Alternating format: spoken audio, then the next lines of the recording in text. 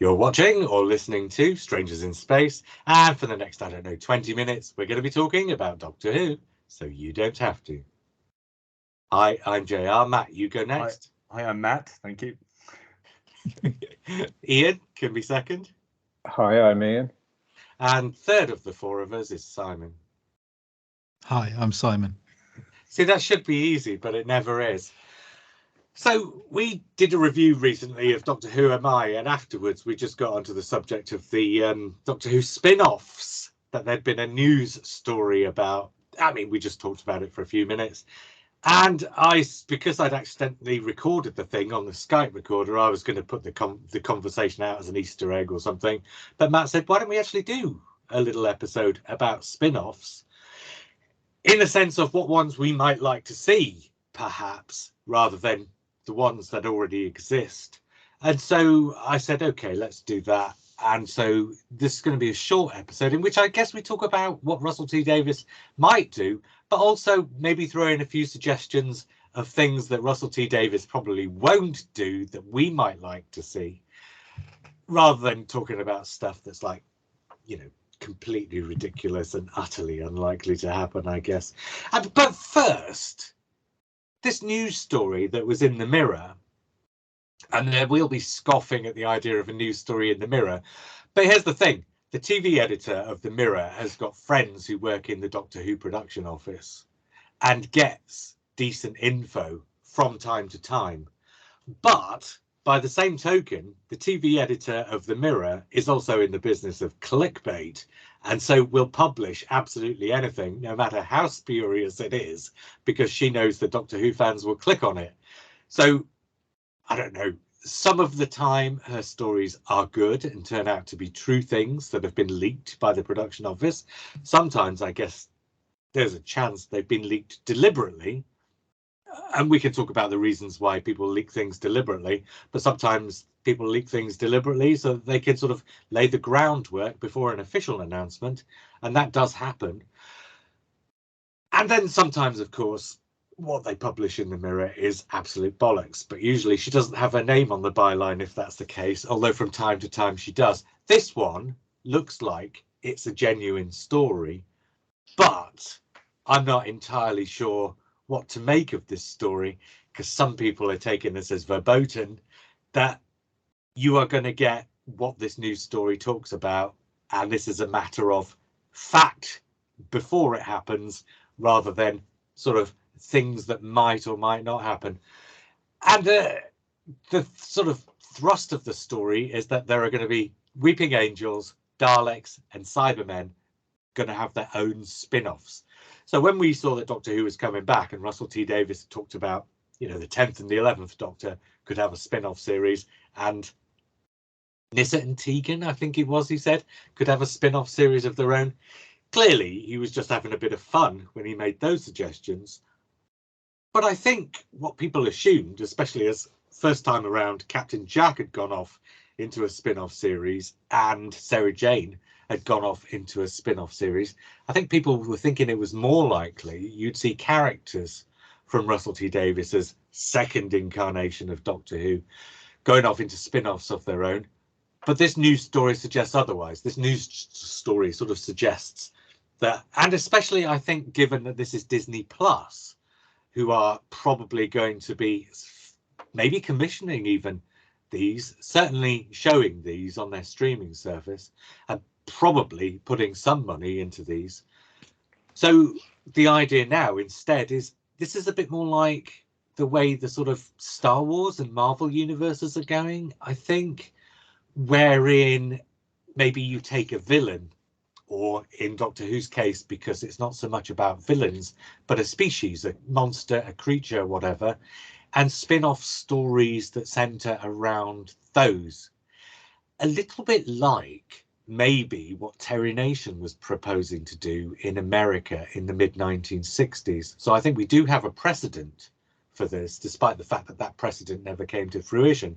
So this is less K9 and Company and less Torchwood, and it's a little bit more what Terry Nation was proposing way back when. Now, the only actual quote she's got in this article comes thus: a source said, quote, fans can expect to see Sontarans, Weeping Angels and Sea Devils in separate series showing what they get up to when the Doctor isn't there to stop them, along with Daleks and Cybermen. So he's named, or he or she, I guess, has named 5 different sort of creatures, aliens, monsters, whatever you want to call them there. I don't suppose for a minute that we are actually expecting series based around those 5 creatures. Those 5 have just been thrown out as examples of 5 creatures that exist within the Doctor Who universe about whom you could potentially do a spin-off series. But that definitely backs up the notion that spin-off series will centre around the monsters rather than necessarily characters. And knowing Russell T Davies, I think the chance is good that he'd be more likely to create new characters to be in stories with these monsters rather than continue necessarily characters from out of the series itself, especially if these series are being set up quite early before he's had a couple of years to develop enough characters. The first time around, Torchwood and Sarah Jane Adventures came out of characters that were sort of introduced or reintroduced, as it were, in the second series.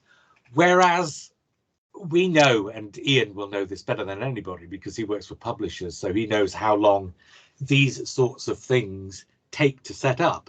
If you're setting up a spin-off series, you're setting up something that's going to take 2, maybe 3 years before it even comes to screen. So what I'm proposing is that probably already they're in not pre-production, but they're in the phase before pre-production, the name of which has gone right out of my head. Ian, help me out here. Discovery, I think. Development. Discovery and development. Yeah, the 2 words. Discovery and development basically is where you come up with your idea and then see whether your idea is workable.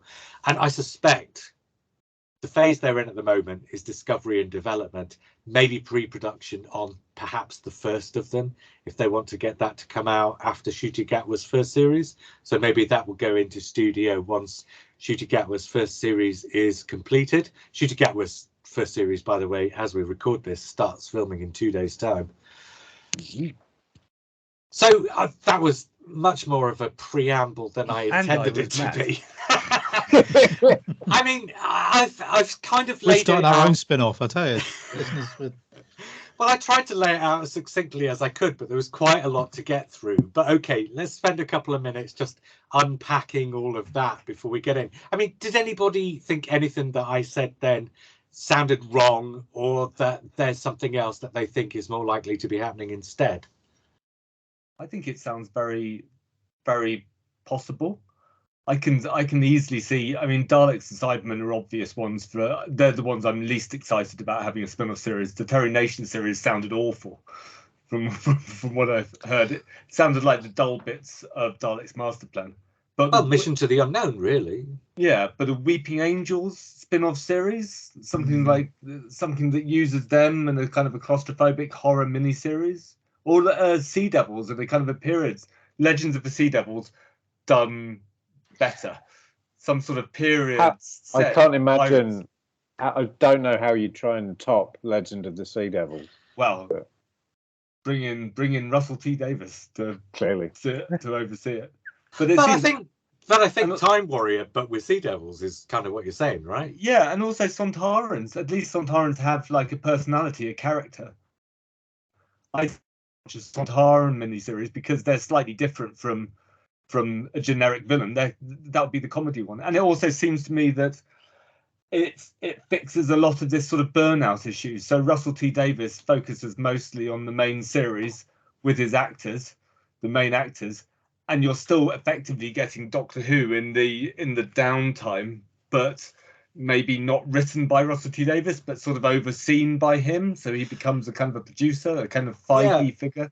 Well, what he did with Torchwood was he wrote the first episode and set up the characters and situation, and then sort of accidentally almost got Chris Chibnall to take over the showrunnership.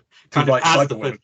Well, but Chris Chibnall he wasn't brought in as showrunner, as I understand it, wasn't brought in as showrunner, but kind of took up that mantle as Russell found himself too busy with other things. Yeah. So that's what could happen here quite easily. A bunch of showrunners running different shows, exactly as you get in the Marvel and Star Wars universes, right?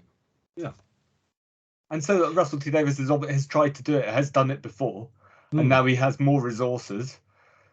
And it's clear there's an appetite for more Doctor Who rather than less. It's clear that Russell T Davies is sort of feeding that appetite, and this is a way of sort of sating that. Well, and also, yeah, one of the things that we often hear, and we've heard this from Catherine Tate, for example, is that people kind of think Doctor Who is the series about the man who fights the Daleks, and that's all there is to it. And clearly that's not the case, but therefore having a Dalek series is a really obvious way to go with somebody. I mean, people are talking about Absalom Dark. I can't imagine that for a minute, but I mean, it's not impossible. But as with, say, for example, Andor, I don't think that you focus on the Daleks, and I don't think you focus on the Cybermen. I think they're in the background. They turn up like once an episode, and every 2 or 3 episodes there's an episode about them or about the battle coming to them. But basically you're focusing on the people who are, you know, fighting against them. And so it becomes about those it's like people. Aliens and Predators, isn't it? It's because those films are about the human beings, and the aliens and the predators turn up to be, you know, the things that you sort of go on, Matt. No, Ian was about to say his first thing. Okay. So my point was just occurred to me while we're talking. Shut up, Matt. One way to do something really interesting with the Cybermen in a kind of a Book of Boba Fett, you know, 6-part series would be to show the leading scientists on Talos over 6 episodes, you know, turning people into robots. That would be interesting, covering the big historical moments, wherever. An adaptation of Spare Parts for Disney Plus. Yeah, I mean, where I have a slight issue is with the idea of, if they have a Dalek or Cybermen series, sort of making it about the other people in the series. I think it works with Andor because Star Wars has a known timeline as a universe, whereas Doctor Who is a bit more fuzzy with that.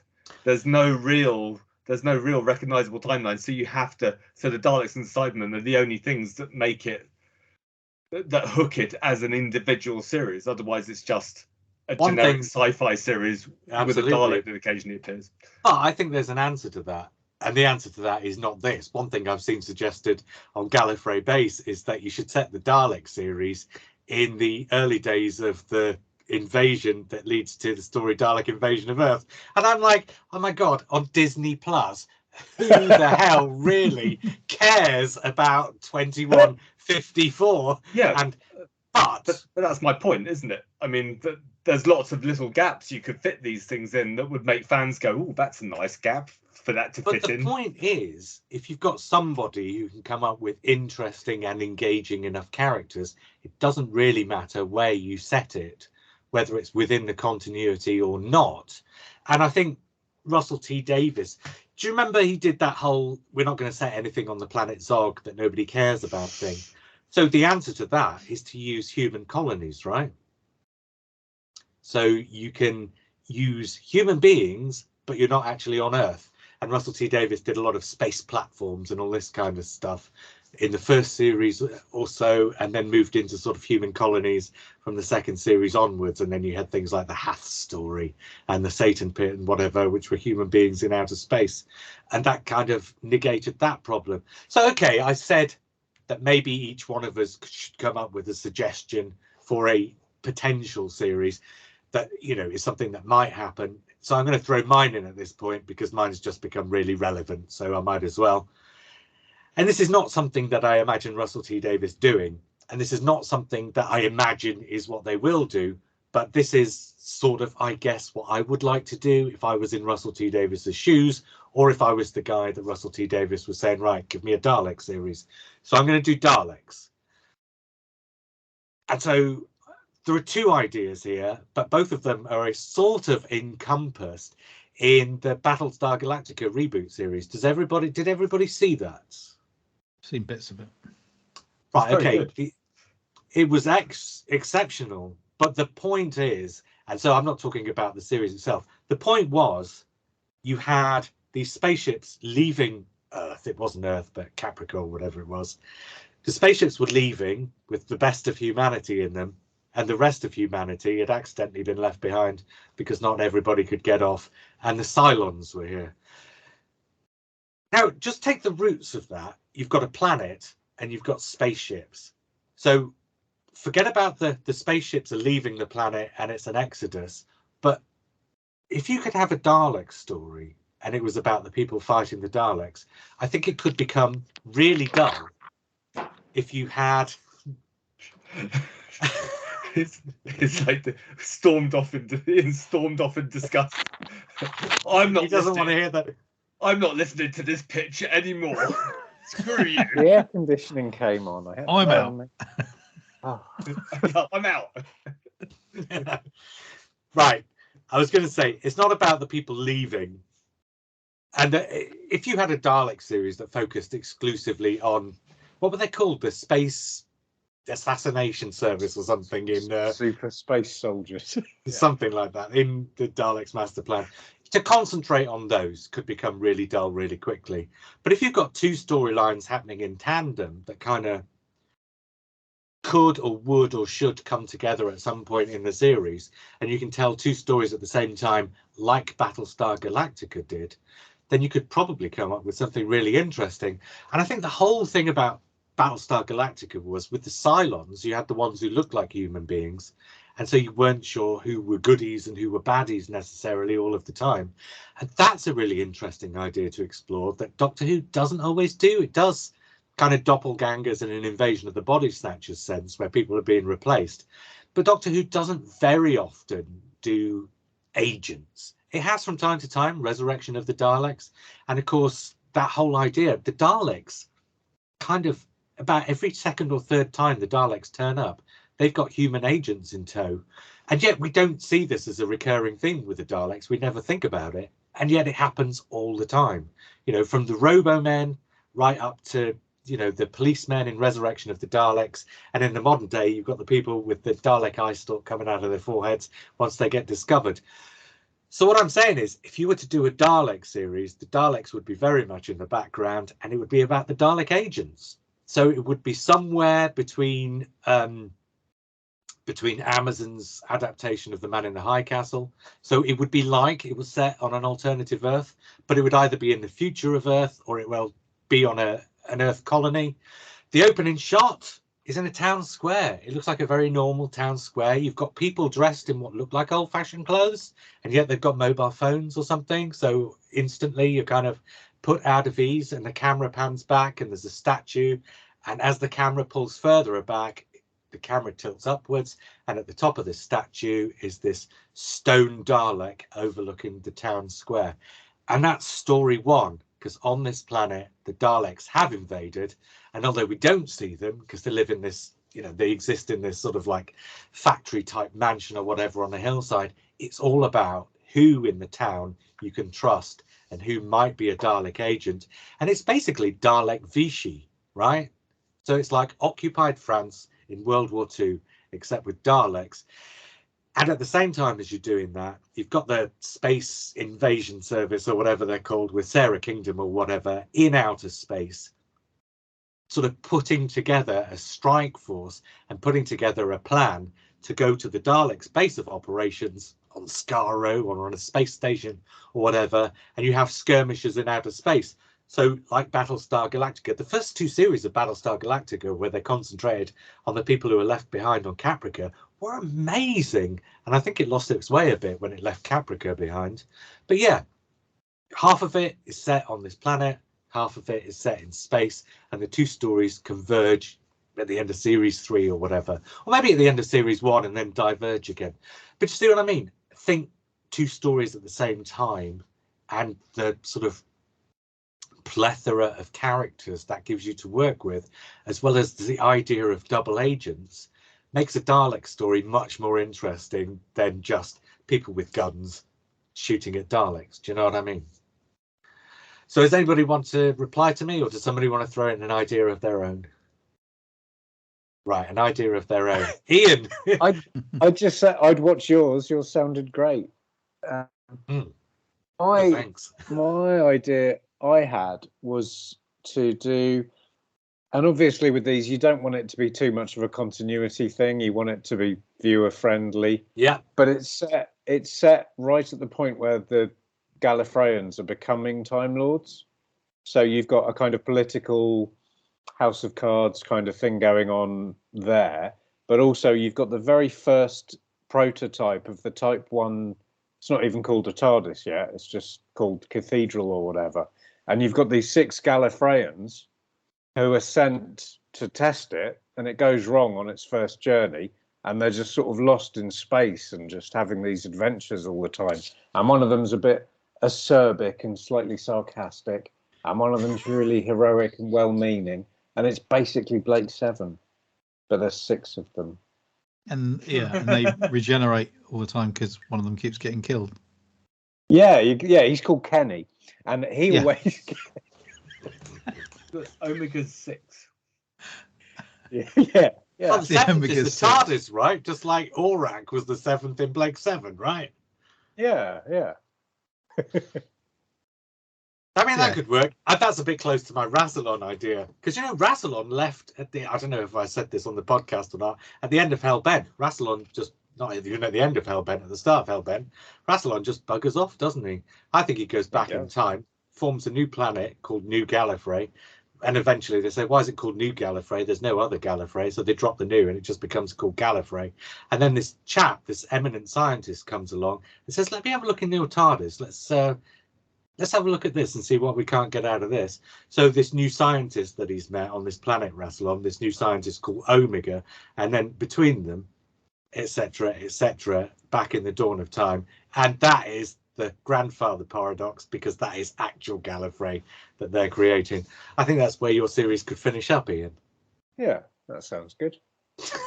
I've gone cross-eyed now, but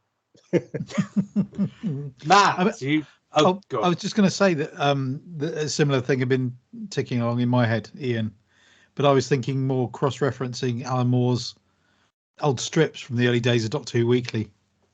See, what you're basically talking about is Doctor Who, but instead of 2 people in the TARDIS, a team of people. So somewhere slightly in between Doctor Who and Star Trek, where you can be anywhere in time and space, but you've actually got a team rather than just 2 people.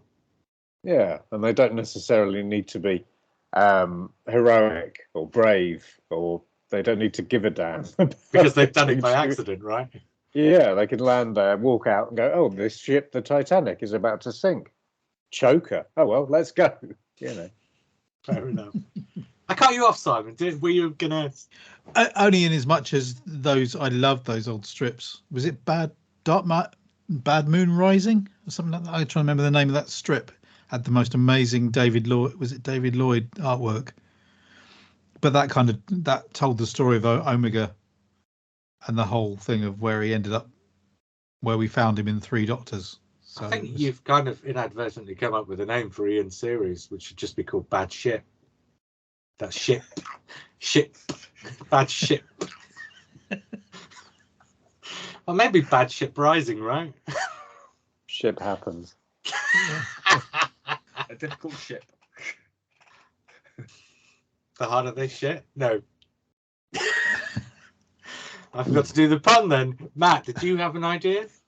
Sort of. So I wouldn't go science fiction at all, because I think science fiction's, Disney Plus is awash now with science fiction.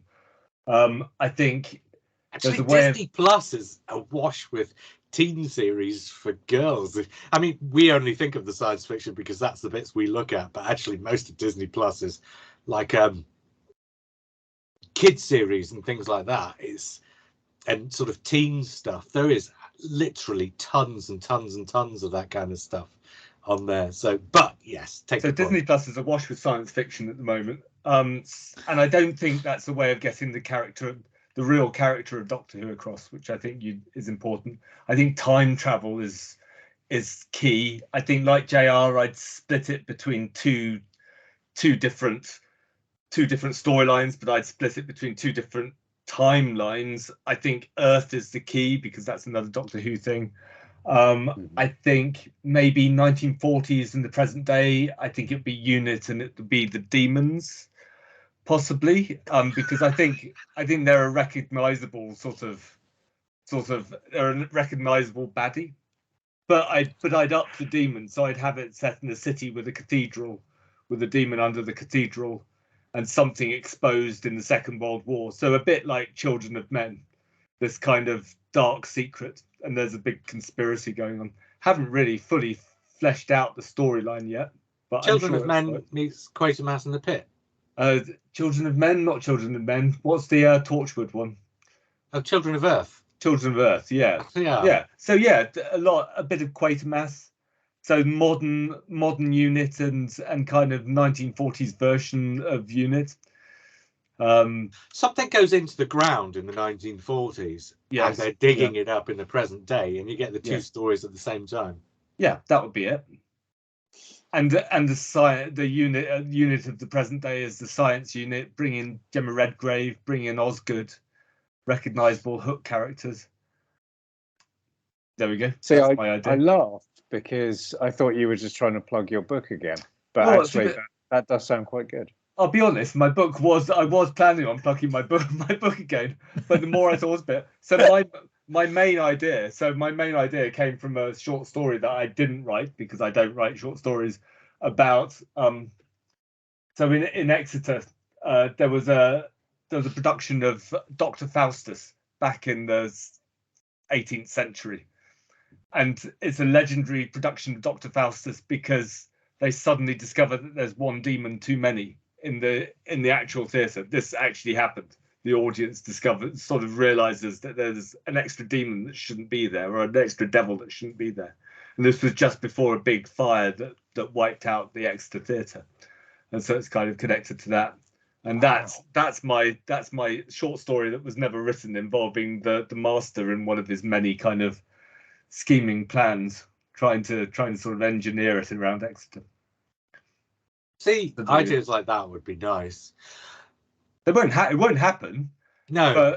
But cathedrals, Gothic architecture, devils, Satanists, unit, and a bit of sort of time jumping. I mean, get Mike Flanagan in to direct it, maybe write it. I think he's tied into Netflix, isn't he? Well, he hasn't got a second series of the Story Club thing he did. Midnight Club. The Midnight Has it not? Club, yeah. No, I thought that was... Oh, wow. No, it's been cancelled. Wow. So he's got an opening. Yeah, maybe. Maybe he's got an opening and a reason to leave. Yeah.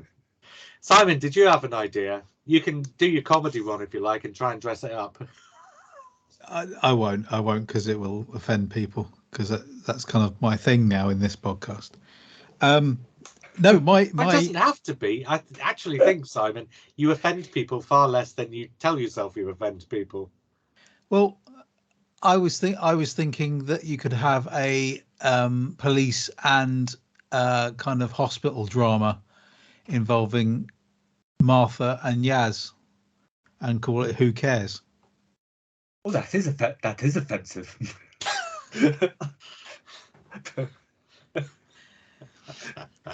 But no. But on a serious note, it's an opportunity to take those characters and do something interesting with them. That's what I'm thinking. Yeah. There we go. I rescued it at the last minute. I mean, casualty with aliens. Yeah, I'm on board for the bill with aliens.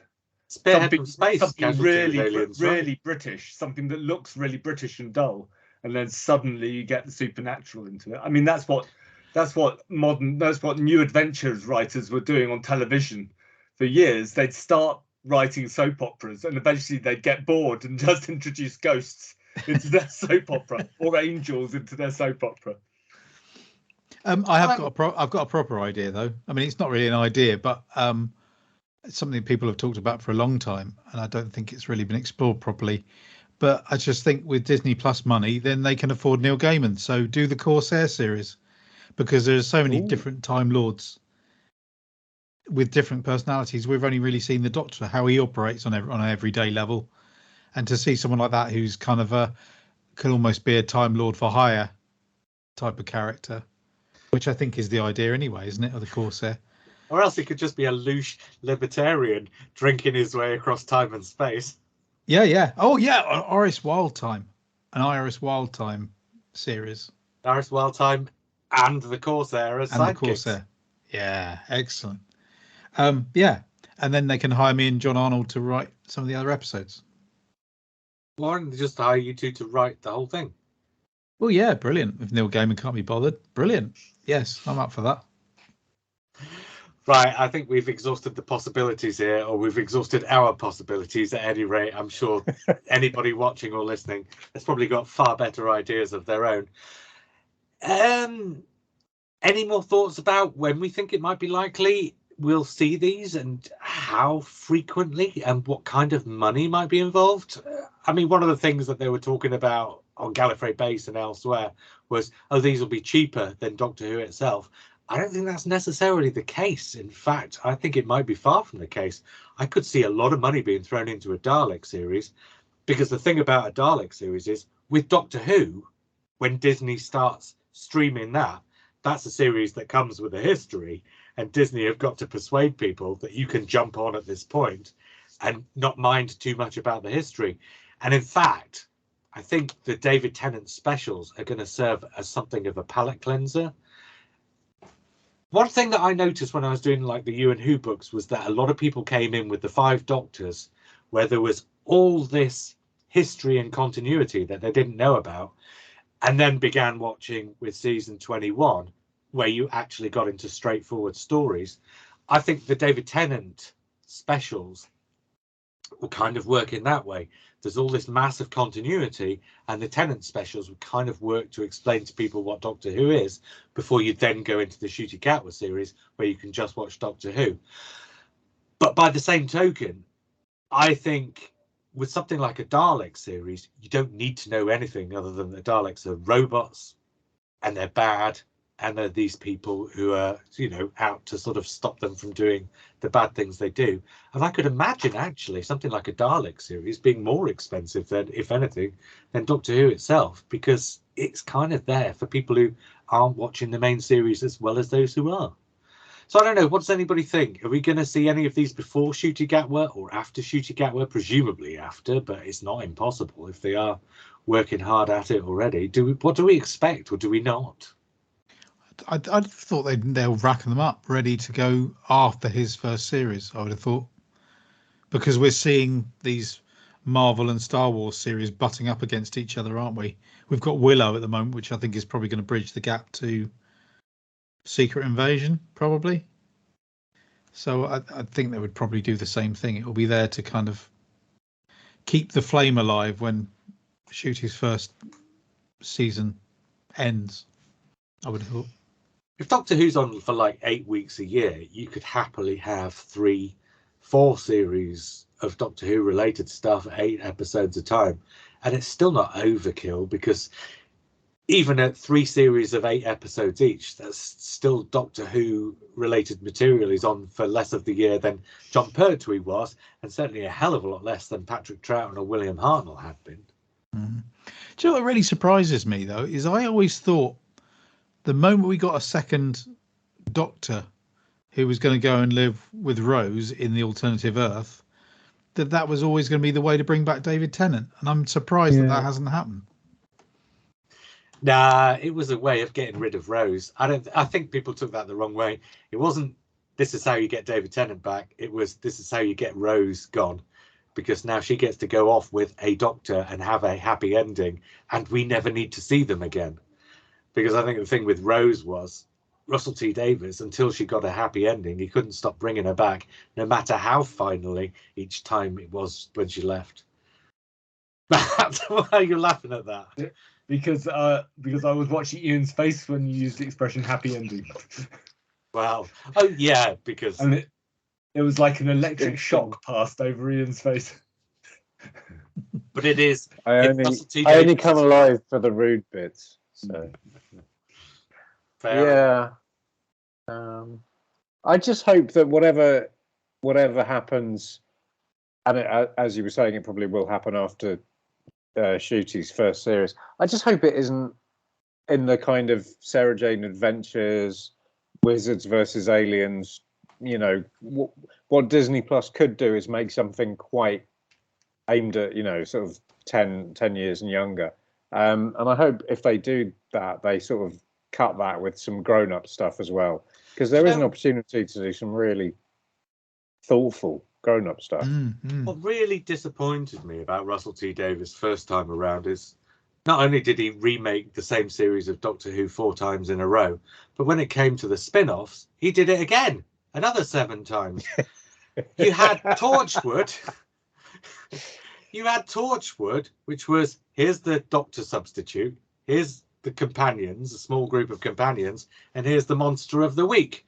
And then Sarah Jane, and this is slightly for grown-ups, and then Sarah Jane Smith comes along and it's, here's the Doctor substitute, here's the companions, and here's the monster of the week. And this is for the kids. And it's like, yeah, it's just really basically the same series 3 times over, one skewed towards swearing and one skewed towards the moral of the week. And that was it. It literally, almost literally was just Doctor Who basically for like, I don't know, 22 weeks of the year or whatever. And that's fine. But actually, let's do some spin-offs that don't just do the surrogate Doctor, the surrogate companions, and the surrogate monster of the week. Let's do something different. Well, I think Russell was so burnt out after his first stint on the show that coming back to it now, he'd be well aware that he doesn't want to fall into that trap again. So he's probably approaching this very much, I'm going to put people in charge of these other projects. I'm going to, he's 10 to 15 years older. He's got less energy, presumably. He's probably just going to be quite defensive and protective about his time and his energy and just put it into doing Doctor Who. So I don't know that beyond an original idea or input in the discovery phase, I don't imagine he's going to be materially involved. That's it, though, isn't it? He'll set it up and then he'll let somebody like Chris Chibnall or Phil Ford go. But the setup is Russell T Davies, and I'd rather he invited people, came to him with ideas, because if you're listening, Russell. Any final thoughts from anyone? Right, I'm going to take that as a cue to leave. Until we do this again, I was JR. I was Matt. I was Ian. I was Simon. And we will speak again soon.